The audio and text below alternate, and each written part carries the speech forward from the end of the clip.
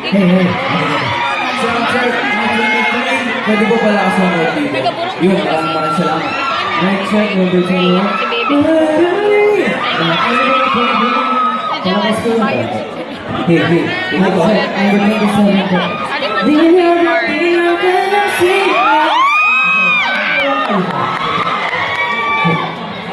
Kapag sila na mga bago na siya.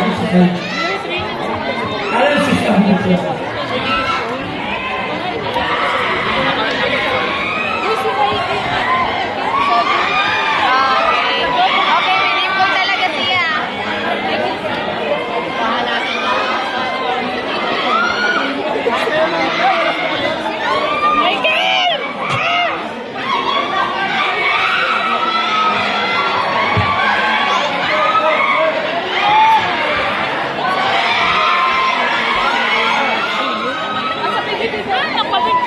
Okay, last 1 and 30 minutes. 1:30 na, last 1:30. Press everyone.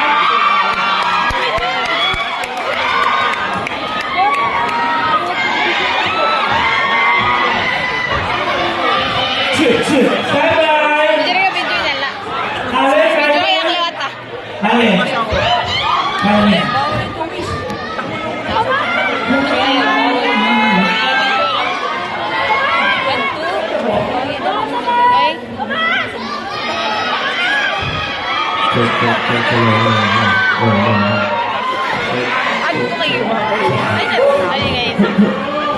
Alam mo, hindi magkakalang.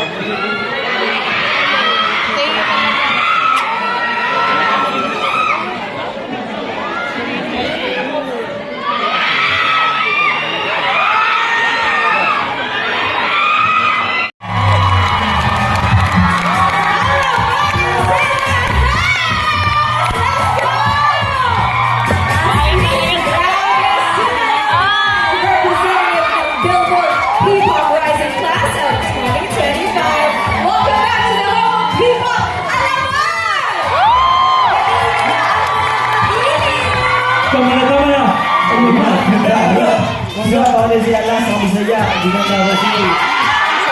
Sebab itu dia masyarakat itu penularan kabur sebenarnya. Dari sana memang petani, betul berjalan petani. Membayar dia teranya. Ini itu masalah itu dalam hal kalau si masuk itu di belakang itu. Jadi Na-amaze ako sa paraan ng pagkakalala ko sila. Alam niyo, sobrang personal talaga ng kanta nito. Dahil alam niyo ba mga ayos, si Alamat Mo ang nag-compose at si Alamat Alas ang nag-produce and si Alamat Jar ang nag-choreo ng post. Guys, pakwento naman paano ba nag-pro itong music video?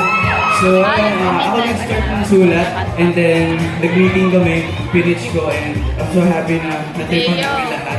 Tapos, pinasa kami siya kay Alas. Tapos, doon na kami nagsulat na nag-revise kami ng mga lyrics.